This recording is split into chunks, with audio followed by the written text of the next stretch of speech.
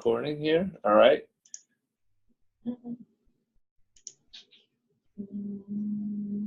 looks like we are. It says recording up there. Yeah.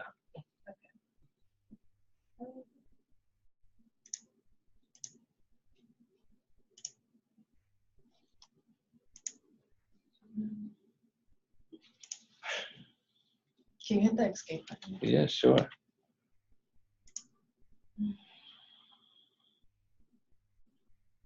You have your slides memorized anyways, right? I can do it off the top of my head.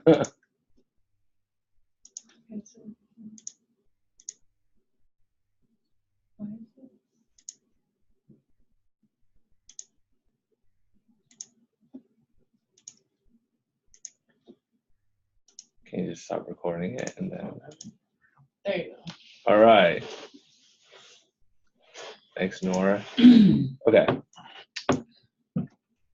I'm just clicking that seconds. Sorry about that. So the PBOC has no financial relationships to commercial entities producing, marketing, reselling, or distributing healthcare goods or services consumed by or used on patients relevant to the content we're planning, developing, presenting, or evaluating. But Dr. Schoenwald does intend to discuss off-label uses of medications in this activity. All right, so with that, I'll kick it off to you. Nice to see a lot of familiar faces out there. I know lots of you are really experienced.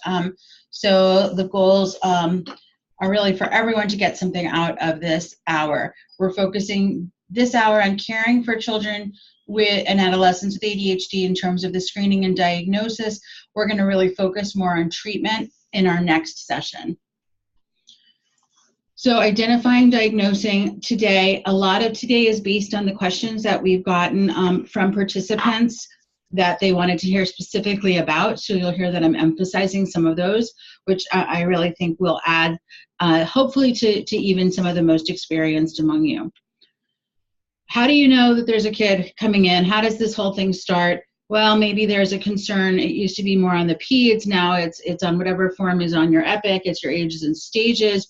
It could potentially be on your PSC that comes through your EPIC, or it could just be a phone call. He's not doing well in school. I don't know what's going on. I'm getting notes from the teacher. These are all familiar scenarios to you, and it lands, usually on your plate at about 4:50 in the afternoon on a Friday. And you know that your job is to go through your differential diagnosis because lots and lots of things can present as difficulties in school.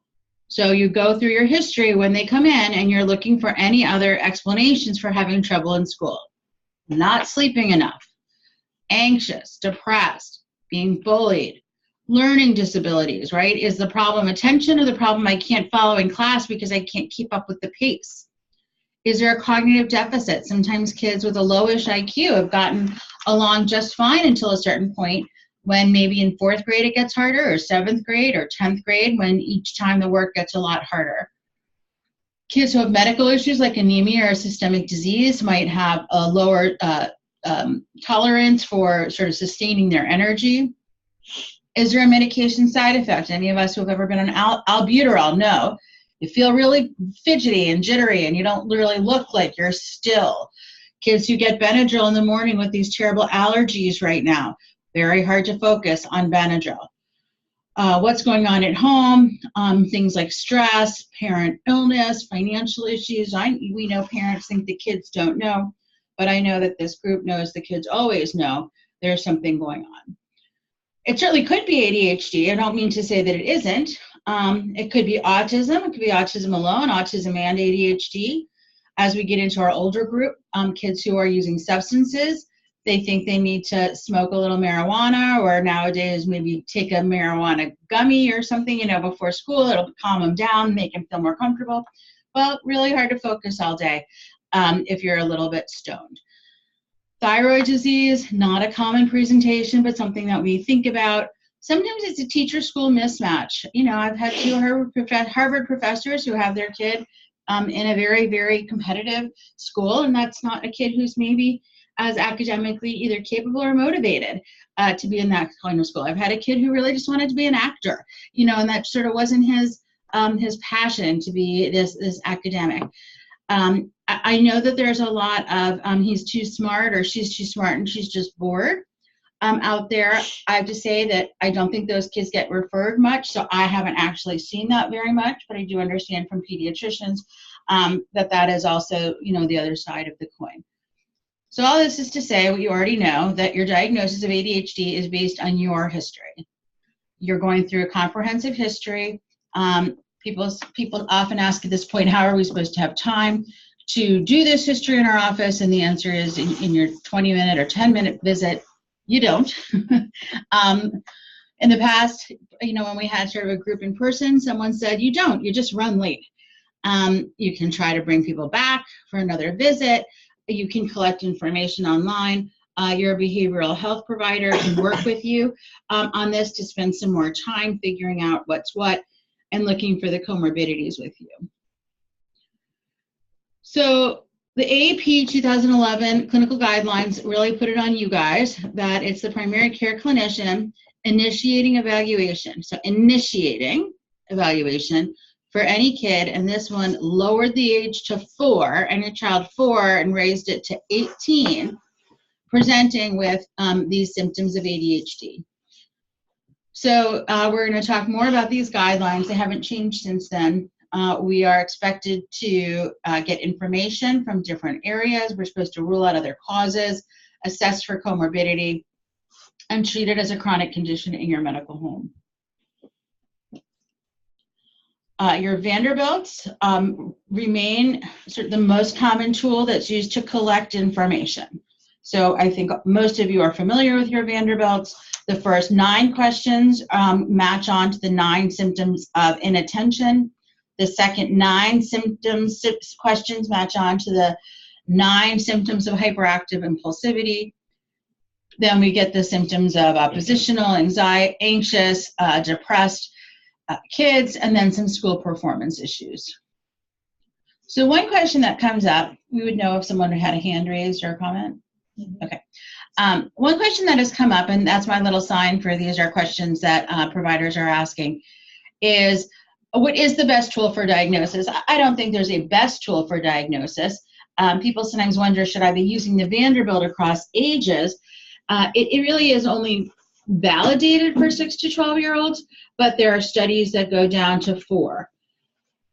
The issue with the Vanderbilt is it maps onto the DSM criteria.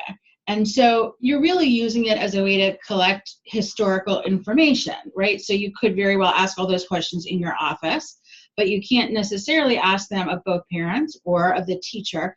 And if you have a Vanderbilt completed, you've saved yourself time because now the parents have already been asked those questions and we move on to the next. It is pretty accurate in terms of how well the responses map on to the DSM criteria. So this is looking at DSM-4, not 5, but it's pretty close. And what you can see here is that most negatives are true negatives. So most of the time, if a teacher Vanderbilt comes back in without concern, saying this kid does not meet criteria for ADHD, then most of the time the kid doesn't have ADHD. But many positives are not true positives. So that doesn't mean that all the positive responses are not necessarily meaning that the child has ADHD. That PPV, the positive predictive value, you can see the 47. That means the teacher, the likelihood of every 100 kids that have a teacher rating scale that says that the kid has ADHD, 47 of them are going to have ADHD. So, and that just has to do with the prevalence in the population. So all of this is to say that all these numbers that everyone finds frustrating and confusing, and we don't like having to think about that, are basically backing you up to say that the Vanderbilt is a piece of paper. It gives you more information, but it is not a gold standard. It doesn't make a diagnosis. You're still making the diagnosis because you're interpreting the findings. You're taking that information and going through the rest of your history and putting it into the context of, is there a better explanation for these symptoms? Another question we often get is, how do I diagnose at 4 to 5 years old? Well, and ADHD does begin in childhood, so we often do see symptoms from these young ages. The problem, of course, is that so many kids who are 4 have, short attention spans and high activity levels. The range of normal attention and activity in a 4-year-old is enormous. Some 4-year-olds can, sit through a ballet, and some 4-year-olds, can't sit through dinner. And both of those can be in the normal range. So I'd love to get some feedback, make sure everybody's with us, and ask a question. How do you feel about ADHD in 4 to 5-year-olds? I'm going to ask you to put a 1 in if you feel comfortable, think it's just a great visit when a 4 or 5-year-old comes in with a potential ADHD. 2, 3, not so happy, and 4, really unhappy about it. So let's just get some numbers going. 1 is I'm totally, totally comfortable, and 4 is ruining my day. So you guys can go ahead and write in the chat 1, 2, 3, or 4, and we'll give it a minute or so to let folks chime in.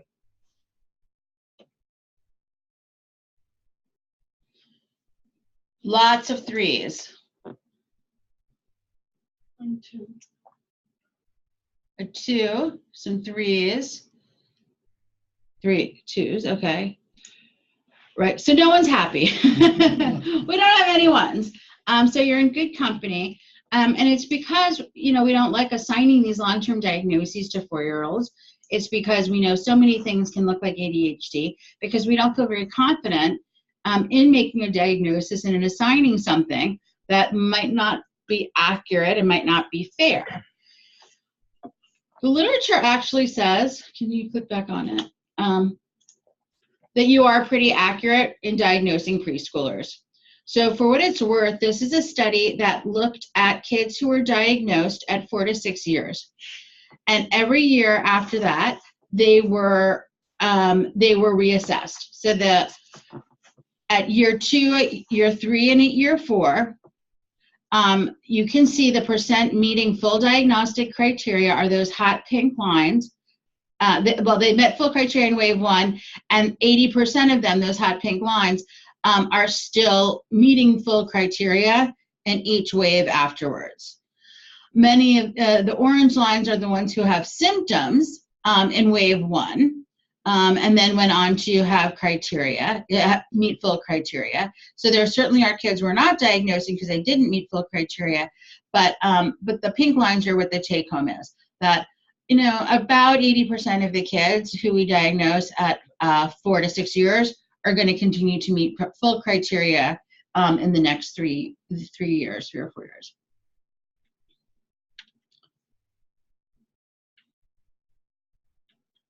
So that's meant to make you a touch more comfortable, that when you see it, you know it. When you know it, you see it, and that there is an evidence pool of information that gives you something to sort of lean back on when you're feeling maybe not so secure about diagnosing the littler ones. And it's based on that evidence that the AAP is saying that we should be diagnosing 4 to 5-year-olds. But they are also saying the primary care clinician should prescribe evidence-based parent or teacher behavior therapy as first line. So they're not saying you should be putting all the 4 to 5-year-olds on stimulants.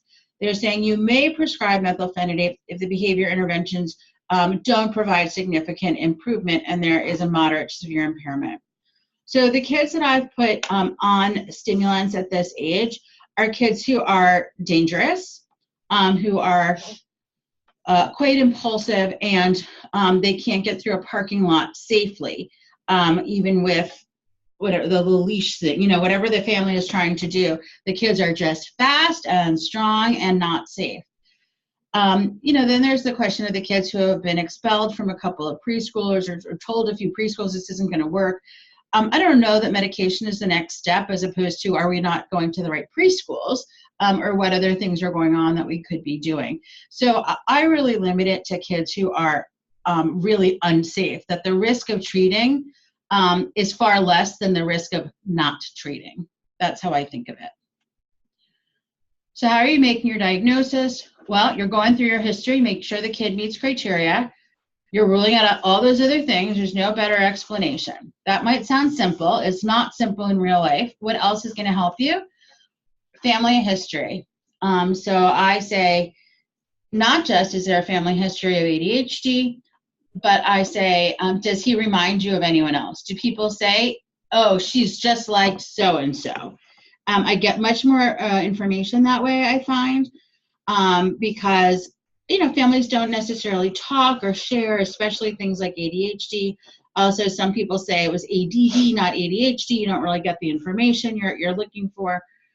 If you have another risk factor that also helps you in your diagnosis, often like prematurity, in utero drug exposure, if there was a very high lead for some reason, so if there's another risk factor that can certainly help you feel more confident about your diagnosis. And then, in some cases, there really are no concerns for comorbidity. You just have a happy, hyper kid, and that also makes it easier.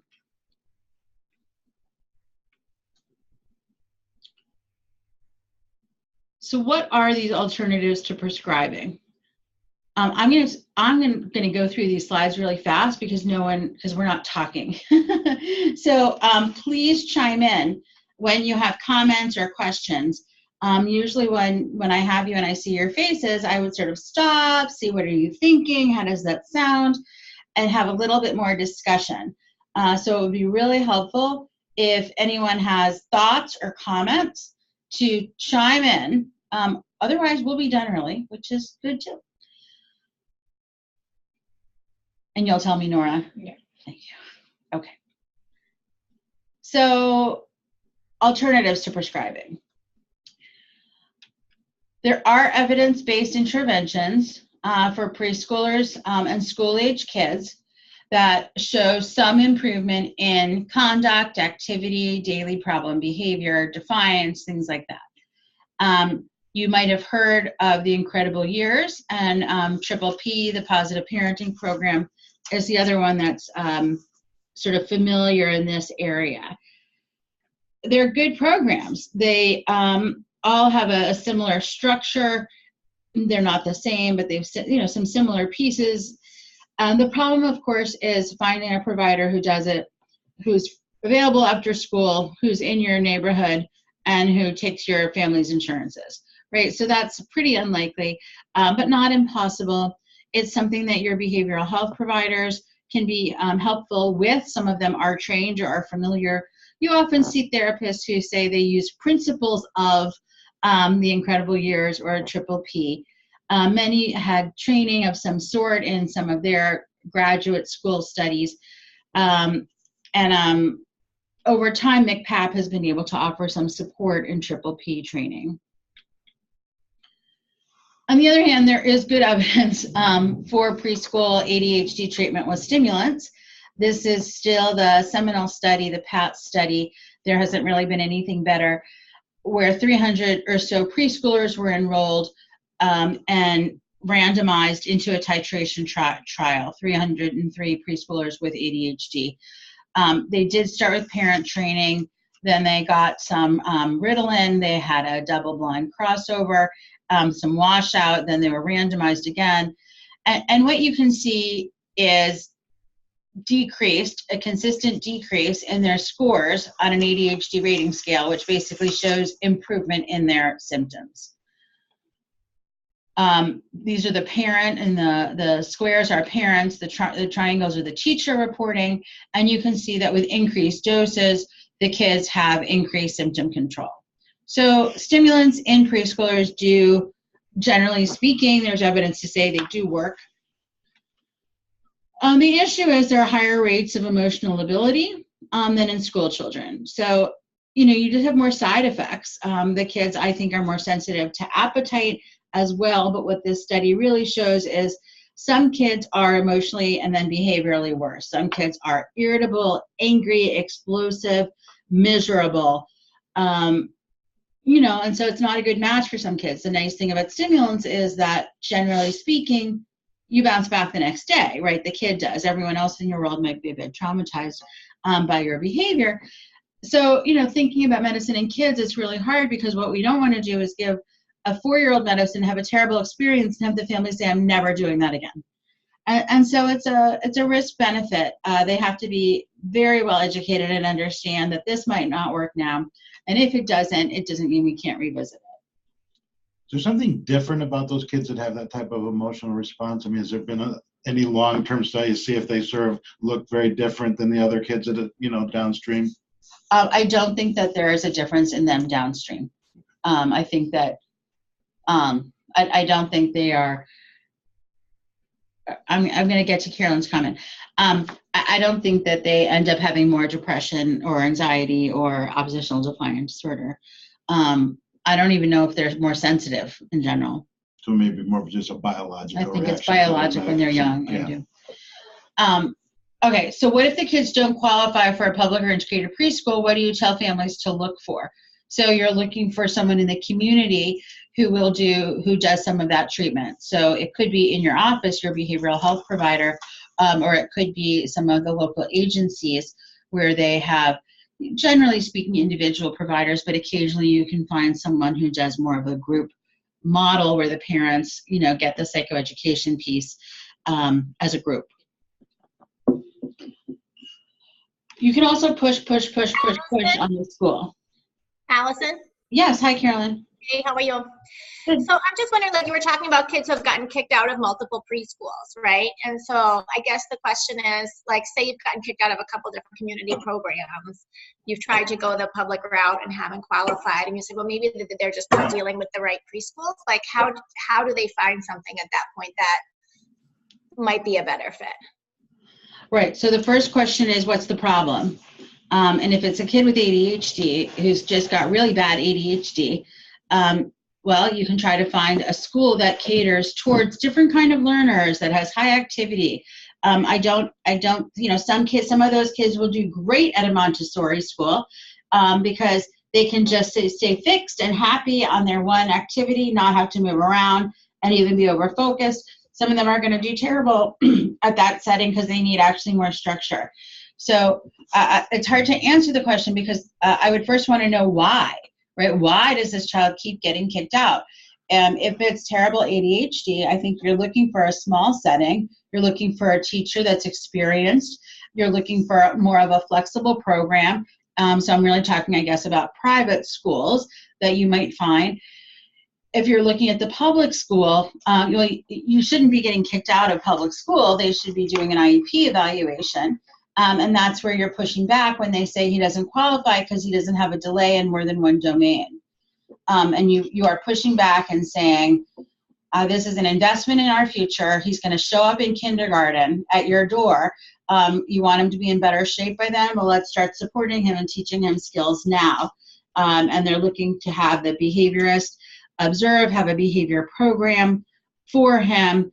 You're looking to optimize his activity. So exercise, these are kids who maybe need to run around the yard a few times before school starts, have lots of activity breaks, be the ones who are, having special jobs of moving heavy things in the classroom, like moving the chairs to one side, right? That's going to get some energy out. I don't think there's an easy answer, but I think that those kids are worth spending the time figuring out what's going on early on because they're just going to take more and more time later on. I mean, the goodness of teacher fit and the flexibility and ability to kind of recognize and modify things along the way is so important. That's like one of the most important things in my clinical experience. I've seen kids succeed or not at that age. Right. It's not easy to find the right school. It's not. But I think other parents know. I think if you get on Facebook pages, I think if you talk to your church or your synagogue, I think that there are parent groups who have a sense in your community of where are the places that do better with these kids, or your local public school might have an idea of where these kids come from that does well with them to get them in good shape for kindergarten.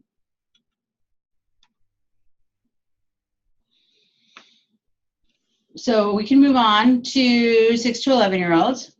Now we are advised, the guidelines say to both treat with medication and the behavior therapy, as the evidence is particularly strong for stimulants, sufficient but less strong for atomoxetine, extended release guanfacine, so that's your Intuitive, and extended release clonidine. So that's your Capve, though I wouldn't use Capve.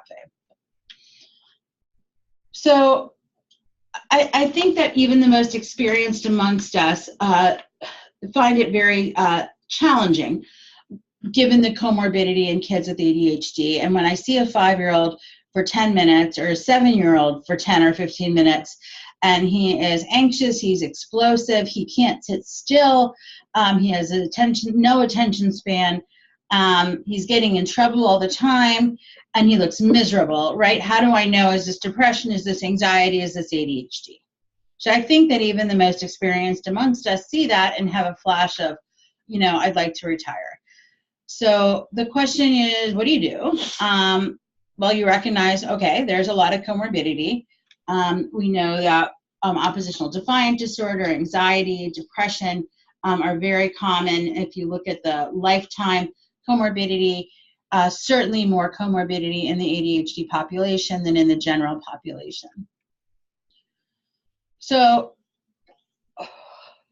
when we're diagnosing, I would first try to figure out in the story what came first. Is this a kid who was getting kicked out of school because of his hyperactive impulsive behavior and then started to get depressed? Or is it a kid who has always been or long been an irritable, cranky kid, and that as school demands became greater, it was more difficult to pay attention and stick with the routine of the classroom. So starting to get an idea of what is the story that got us here. And so I always do my history. I say I want to start at the beginning. When did you first have any inkling there was something going on? And I push and push to try to get a story of what's the chicken and what's the egg. I don't know if you've ever done this. If you ask Alexa what came first, the chicken or the egg, have you ever done that? I'll tell you what she says. She says, since dinosaurs were around before chickens and dinosaurs laid eggs, I'm going to go with the egg. I was like, 1 point for Alexa.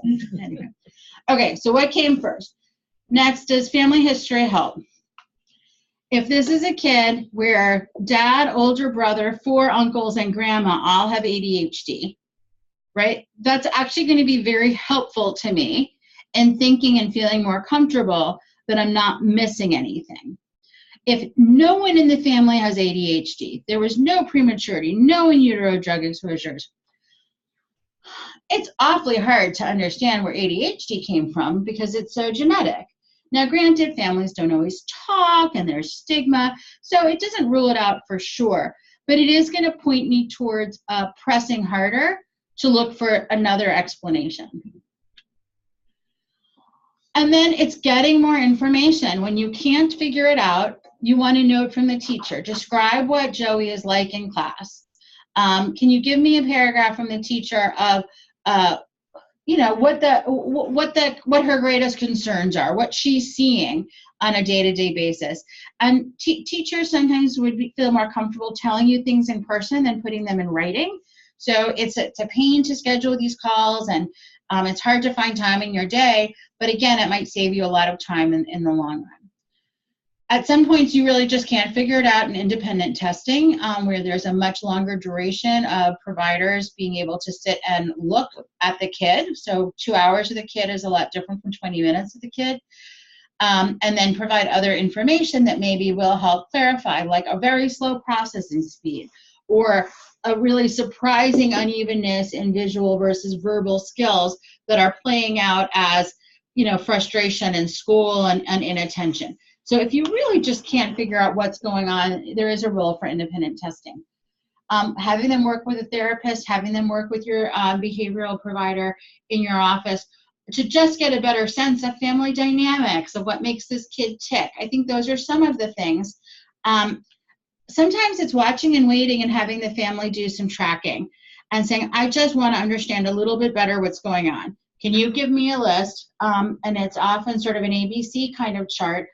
We're going to watch and wait and gather more information, but I'd like what happened first, the antecedent, what was the behavior you were seeing, and see what's the consequence.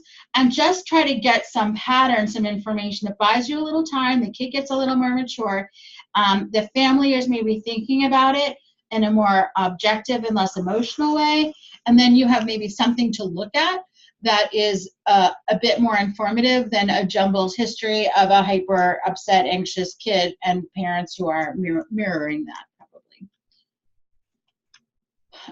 There's some differences in how people answer the question. When I think there's both, right? If I think there's ADHD and anxiety, what am I going to treat first? If everything is a mishmash right now, and I really think that it is both ADHD and anxiety right now, I actually try to treat the most impairing symptom first. Some people will say treat the symptom that came first.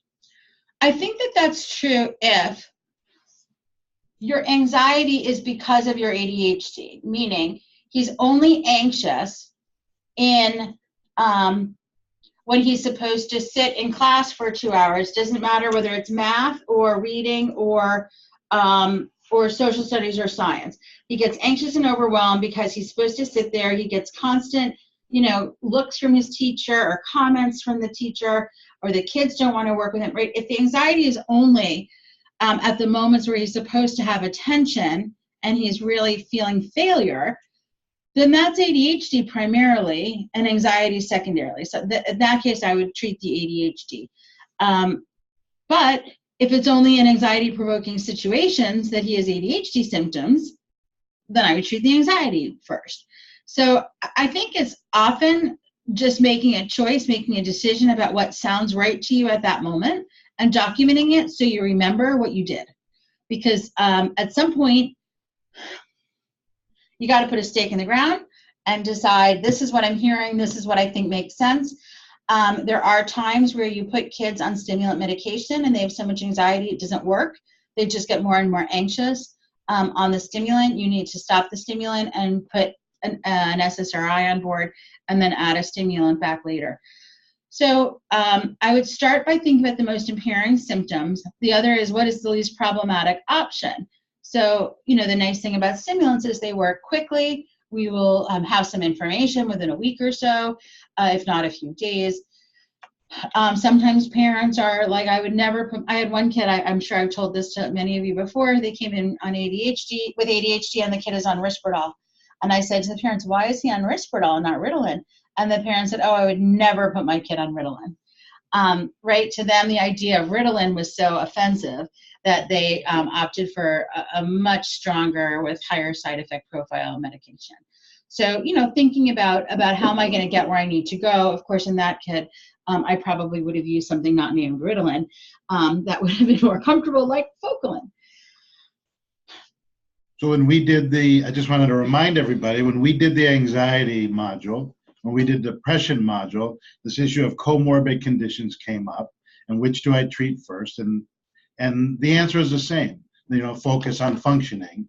And so I just want to remind people that's kind of our, overall approach, right, when we're dealing with more than one thing. Yes. So that has definitely been my approach. I do know that some people, particularly in psychiatry, do it the other way, where they say whatever came first is what you should treat first. So I just want to put it out there. I don't know that there's one right answer, but our standard answer right now, that's what I do. Yeah, and the way we've been teaching it in the Department of Psychiatry approach that we've exposed everybody to is exactly the same. It's focus on make that differential around, right, which you treat based on functioning. Right. Another difference sometimes is one thing at a time or in parallel. So I absolutely suggest treating one thing at a time, though the in parallel can be your behavioral health provider. Sometimes you're in a waiting game to get that up and running, or your school services, so that's in parallel. But I personally would never give anyone 2 prescriptions for the first time at once.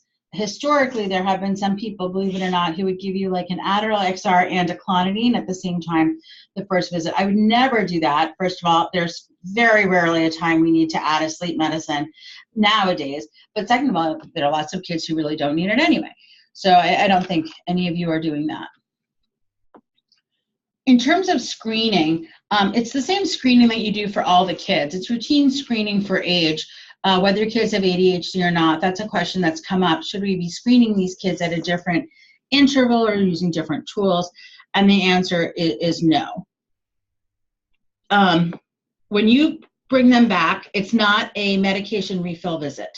It is a visit for updating the history, observing the kid, monitoring their response to medicine. For older kids, screening for substance use, which we know they're at increased risk for, and your pediatric symptom checklist, because we know that they're increased risk for anxiety and depression. So I think most of you are doing your pediatric symptom checklist at routine well child visits. So now the question is, should you do a pediatric symptom checklist if they come in with ADHD more often than that for because they're on stimulants? I would say yes. I would say yes. I don't think you have a lot to lose except survey fatigue, which is not anything to sneeze at. People really get sick of filling out all these surveys.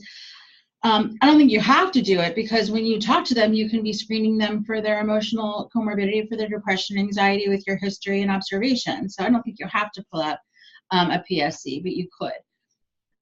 If you are concerned about anxiety, it's good to use a SCARED now to get some objective data, and that you can not only document, but then you can monitor their response to treatment with their SCAREDs. You can use a specific depression tool. There are some ODD and OCD tools as well. Okay. So history, you're starting with your history. It's a comprehensive history.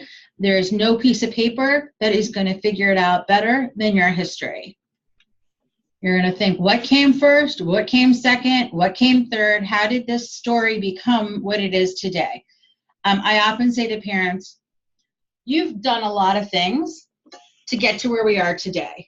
I want to hear about other things you've done, because it's going to take time to get to where we're going, right? But I want to have a good plan, so I need to have a good sense of how we got here. And you're going to think, your brain, this is about your brain, you're going to think. Sometimes you have to have them come back because you need to sleep on it. Maybe you want to talk to your colleagues, your behavioral health provider. Sometimes you want to call McPat. But sometimes you actually can't give an answer at that moment. You've got 4 kids with fevers of 106 in the next room. It's okay. These are not, parents are happy to hear you say, I'd really like to think about this, and then move on, and then maybe come back in a week, or I'll call you tomorrow, something like that. So don't forget McPat. Don't forget, if you want to run a case by them, if you want some consultation about starting medication, when it's the anxiety and you're sort of, should I start an anxiety med or an ADHD med? I think that this is a reasonable time for McPap to give you some consultation.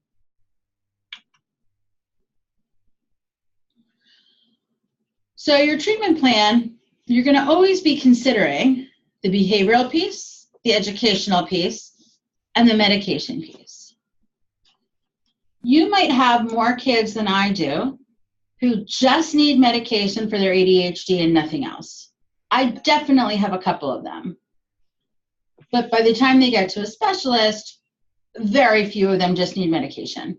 Most of them need at least educational support in terms of executive functions support, which we'll get to a little bit. And when they're younger, some behavioral support as well, which ends up being a lot of parent guidance and psychoeducation about managing the challenging behaviors of a kid with ADHD. So what are those parent training programs for the older kids? It's a similar list. It's the same list as the preschoolers, basically, that I showed you. Again, the Incredible Years is and Positive Parenting are the ones that are familiar to in this region, I think. If you move to California, I think people talk about slightly different programs. What they all look like is similar. There's a psychoeducation piece where parents are basically helped to realize that yelling at your kid, making them try harder, is not an effective strategy to get where you want to go. That kids feel bad, that they can't just try harder and just have all of these things get better. So it's a lot of parent guidance to help them understand the nature of the disorder. When I think about it, I always think about I have a terrible sense of direction. You can yell at me all you want. I still am never quite sure believe it or not, which side of the street my house is going to be on. It just isn't there for me. So I have to have a lot of supports. I have a GPS in my car, my GPS on my phone. I try to leave early. I'm often a little late. And I call my husband for directions all the time. And he's like, just look at the map in front of you. But it just doesn't work in my head, right? I just need a lot of supports. And I think parents need to get to a point where they see that this isn't a bad kid. This kid probably has enormous strengths, but they're not sustaining attention, shifting attention, impulse control, and perhaps some body awareness. So all of the effective sessions, all the effective interventions have a strong psychoeducation piece. The BH is to remind me to say your behavioral health providers can probably be very helpful, with this piece in your office. And these are types of things that don't require, a long engagement, like a large dose of intervention with a family, parent guidance, helping parents understand some of the basic principles of behavior modification to, so they can improve their parenting skills and modify the environment. Those can be done in small doses, and that's the exact type of consultative support that an integrative behavioral health provider can dispense. If you're watching me, you can see me nodding in agreement. And that's exactly how they break down. The first one piece of working with parents is manipulating the environment. How do parents ask kids to do something that the kid isn't otherwise doing, right? When you yell at kids, it really just makes them want to shut up, or be scared or close down, right? When you give kids two choices and a warning, you might, a warning like in 5 minutes, I'm going to ask you to either clean your room or brush your teeth. Right? You're going to get a different response from turn that thing off and get ready for bed, right? You're going to be afraid they might do it, but that's not necessarily helping them learn to do it, because I don't know that we learn too much when we're in a fear state. Teacher instructions are another environmental change that we can make, and we often have some recommendations in our reports for that sort of thing. Restructuring the tasks, so you're not telling the kid, brush your teeth, take your vitamin, put your retainer in, get your bag ready for school tomorrow, and I'll meet you in your room in 15 minutes. A kid with ADHD, or pretty much most kids, that's just going to be a little much, right? So we want to give one instruction at a time, even when we know they're smart, even these really smart, capable kids, at 9 o'clock at night when they're tired, that's just not going to work. It's a decreased volume of tasks, and then trying to intersperse more interesting tasks can certainly help. And then restructuring the consequences, the old catch 'em being good, is very effective. Praise, consequences, are important in modifying our behavior. These are evidence-based interventions for elementary schoolers. The cues and prompts, clear expectations. The token economy, you often see a whole classroom has like a marble jar, and every time the teacher catches them being good, they get put a marble in the jar, then they get a marble jar party. I don't think that's just at my daughter's elementary school. I think that's universal, or some variation of it. And we want to try to ignore unwanted behaviors, obviously to a point. And this daily report card actually has the most evidence for the kid who is really struggling. There's a list of target behaviors that are quite specific. Often the kid ends up rating himself, and that increases their own awareness, so that their ability to develop some more self-control, or at least awareness of the consequences. And then parents would provide an incentive. So those are daily report cards. You can just find it online. Are quite effective, and of course they need to be done so that it's not stigmatizing. You don't want the whole class to know that this kid has this card. These are evidence-based interventions. The cues from the teachers in terms of reminders, eye contact. Have the teacher moving through the classroom using nonverbal cues. Those are all very effective strategies in a classroom. It takes a talented teacher, and it's hard to do in a class of 36 kids. So we're going to spend the last section of this on adolescents. The AP does have this expanded range where now they talk about 12 to 18-year-olds should also be prescribed medication in the primary care practice. The DSM-5 has specific revisions for adolescents where it adds examples So they're here in red for you to look at, but they also work for adults as well. So things like forgetful in daily activities, I'm looking at number 9 in the bottom. It could be forgetful, in running errands and returning calls and paying bills. There's like one of the losing a cell phone. So things that maybe are more appropriate to the older set. So we have revisions also in the hyperactivity, impulsivity. In terms of the fidgetiness, the climbing, so I think this is one of the most useful, this running about or climbing where it's inappropriate. In adolescents and adults, we now are told it can be limited to feeling restless. And I think adults and adolescents with ADHD will often endorse this feeling of restlessness, which granted is subjective, but at least is more useful than asking if an adolescent or adult is running about or climbing. Also, for adolescents, we only need 5 in a category, not 6. The onset was changed to before 12 years of age. It used to be 7. Otherwise, it's unchanged. But we know adolescents are tricky, not just because our criteria didn't always match, even though it's better now, but because we have not only increased rates of depression and anxiety, teenagers are more aware and part of family stress, their risk for substance abuse or other risk-taking behaviors.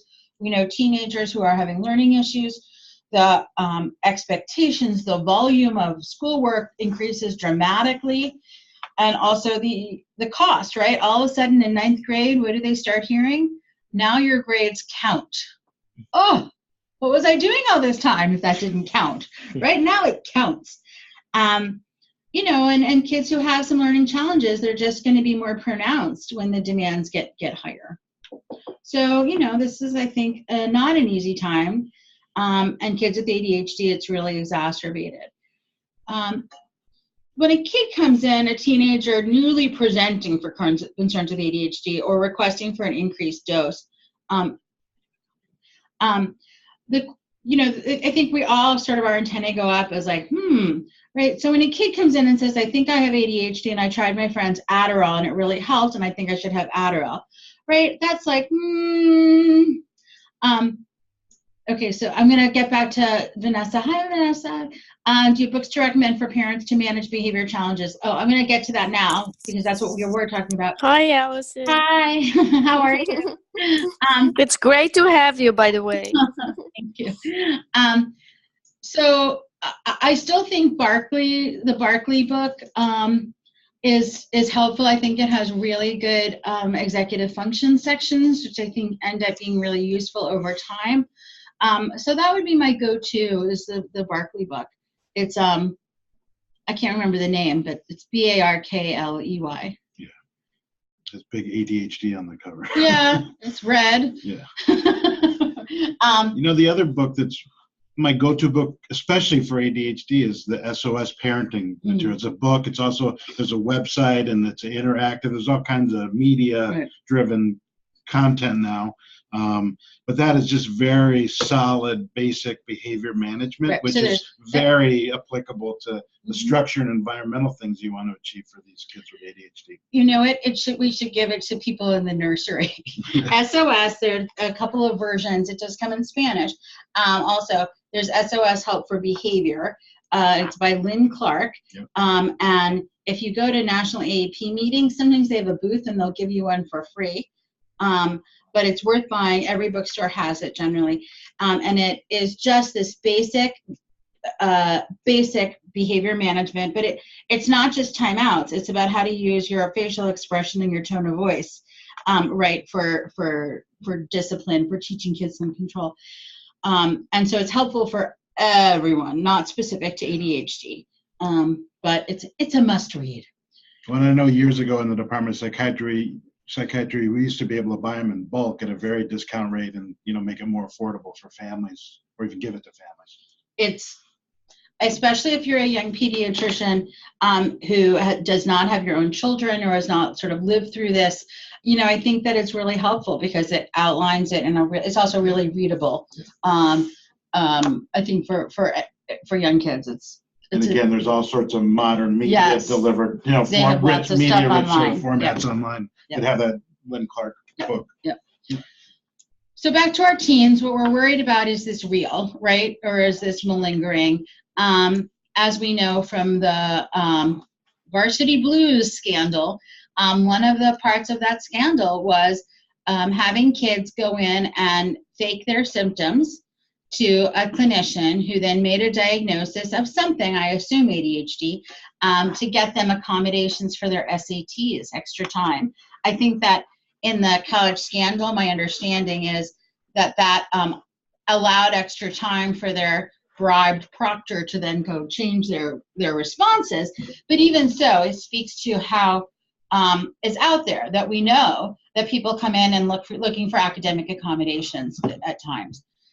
We are concerned sometimes that these kids want to use medication recreationally, or that they've heard that they'll study better, and so they want a stimulant prescription. VAP is still telling us we should still make a diagnosis in these kids using the same sort of guidelines, get information from other sources, realize it's unusual to first have symptoms in adolescence. It should be there before 12, and strongly consider that this is something else that is masked, that is mimicking ADHD. Or think about the kids with ADHD and just realize that some of them might also have substance abuse, anxiety, comorbid issues. So that our diagnosis is that same symptom rating scale, clinical interview, functioning across domains, getting their childhood history, family history. It's the regular. But I think that in these kids, neuropsych testing is often reasonable. I don't think in Varsity Blues, they fooled neuropsychologists who did testing. I think they fooled people who got a history and made it based on a history and observation. And again, if a teenager is first presenting this way, I think your antennae are up. And it is harder to fool a neuropsychologist who does standardized testing than it is to fool us or to fool me with your history. So the reasons for neuropsych testing are an adolescent with questionable presentation. If you are concerned when they come in that there's a separate learning issue that maybe hasn't been tapped into. So a kid who was very, very high IQ, has done really well, but actually has a slow processing speed, and now with the volume of high school, isn't really able to keep up because there truly is a neurocognitive difference. I think kids who are former preemies or had in utero exposure, they should get tested at some point because they definitely have tricky profiles often, not always, but often, that are worth understanding as they are in high school and then college, because they might really need other supports. Are there other questions about when to refer for neuropsych testing?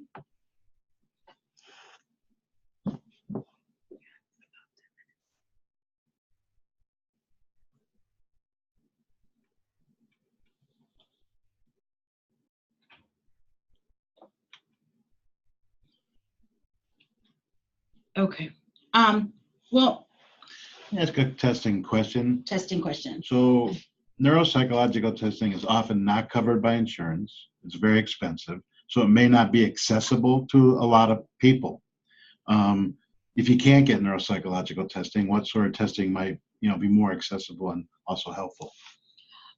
So if you can't get neuropsych testing because you can't, there's a question, pay for it, or your insurance doesn't cover it, you can get an IEP evaluation. The school might say he doesn't or she doesn't need one, and then you push back and say the parents have a right to request it and I'm recommending it, and the school really does have to do it. Ellen, I'm going to get to your question in a minute. Let me think about it. So I think you can ask the school. You can also push the school to look at certain things. So schools, some schools, I'll tell you, I've seen Brookline Public School evaluations that look as good as any private neuropsych eval I've ever seen. So that there are school psychologists out there who are completely capable of doing more than a Whisk and a Woodcock-Johnson to look for IQ and academic. They can do sort of a broader range. So I think you can start with that. I think you can, try to do a really good history, right, to get at the organizational deficits that come with executive dysfunction. there are some tools, but they're not generally ones that primary care offices have access to. So I don't think I would go there. I think I would just really think about it and push on executive function, because in general, that's really going to be the problem for a lot of the kids. So Ellen is asking, what are some of the common misses in terms of pediatricians referring when it's not needed? You know, I think that the big issue is when someone at school said he needs a neuropsych, and you don't have a question to ask of it. So it's not that it's a miss. Well, yeah, I mean, it is. It's like, well, why does he need neuropsych testing? What is the question we're asking of the neuropsychologist that we can't answer now? And so, like any other referral, there needs to be a referral question. So if it's that the school just said it, well, why? And are they really saying we're not going to say he has ADHD, he needs medication? I don't know. But if you need a neuropsychological evaluation, there should be a question.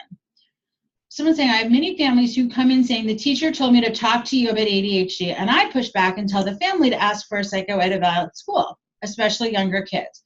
What are your thoughts about asking for them before making a diagnosis of ADHD? I think generally speaking, that is the rule. There are exceptions to the rule. There are kids who have always been very active, have no questions about their academic performance, and have a strong family history of ADHD. I mean, I think there's an occasional kid where everyone is saying, his academics are shockingly good. He could do all the work. He could do great if he could just sit and pay attention. So I think that there are some kids that you don't need to do an IEP evaluation. I don't think you have anything to lose by putting the kid on the school's radar and asking for an IEP evaluation. I think one trick comes to kids in private school. They can go to their public school and ask for the IEP evaluation. But if they're doing well in the private school, or their academics are really, you know, progressing nicely, they're just not paying attention very well, or they're starting to struggle, I think there are some kids who don't need it. But I think generally, you're right. It's a good rule of thumb. There are, when parents don't want medicine, I think one way to approach it is to just reinforce we are certainly using a lot of non-medication treatments and thinking of the whole child, the whole family, right? So there's treating the emotional comorbidity with the cognitive behavioral therapy, stress management, anger management, remembering all of our self-care, sleep hygiene, right? No one's getting enough sleep, nutrition, exercise, and then treating the executive dysfunction. So what are the accommodations, and what is the explicit teaching we have for the kids who have these organization difficulties? A 504 plan can provide executive functioning supports. It is a standard intervention that we use. It has not been shown to be more than minimally beneficial in research studies, but it is still our standard. I don't know that it hurts.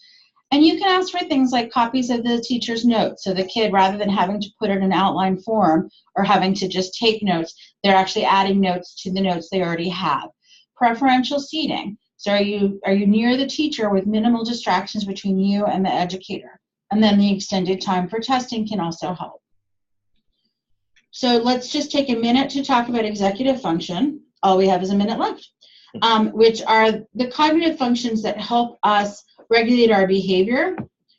So it doesn't have anything to do with your IQ. It's all the things you need to do to accomplish a task. You need to monitor yourself, plan for the task, get started, do it in order, be flexible. So you need to do all these things to get the task done. If you never initiate a task, you're not right. You get an F. And so thinking about how do we break down all of these different components of executive function, here are some nice strategies that you might offer to families. They basically are strategies you already know, but you can see how they map on to executive dysfunctions. There are some specific psychoeducational programs. I don't think we see them a lot out here in the Boston area, but at least it gives you a sense of what ideally schools and private providers should be doing.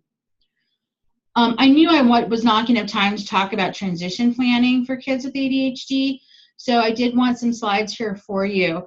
that it's important that they contact the Office of Student Disability Services at college.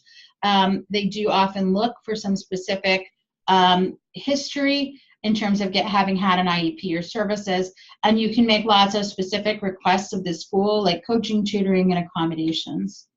And so here are some examples of accommodations that you might see in college. And again, I knew there were just too many topics to cover, but I do think about things like roommates, money tips, FERPA, which is like HIPAA for education, medication management, self-care.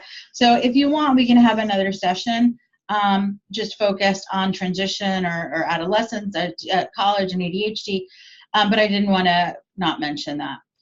So at your next session, we're really going to focus on the treatments and how medication integrates with the other pieces of your treatment plan. We're going to talk about how do you choose a medicine. So you're going to see this slide again at the next session, and you're going to see this slide. What I encourage you to do is look at this. If you even want to buy this tool, it's just a laminated form you can get online. It's $12.50, and it has a picture of every ADHD medication and all the doses. It's very helpful to have in the office. When they're not sure what they're taking, they can point to the picture. And then I'll see you next time, and we'll talk more then about the treatment of ADHD. Thanks, Allison. So thanks, everybody. And like we said earlier, June 4th, we'll have the follow-up in-person session for this. That was another slide. Oh, is there? No. Oh, I think yeah, we're all done. So have a great day, and we'll see you June 4th.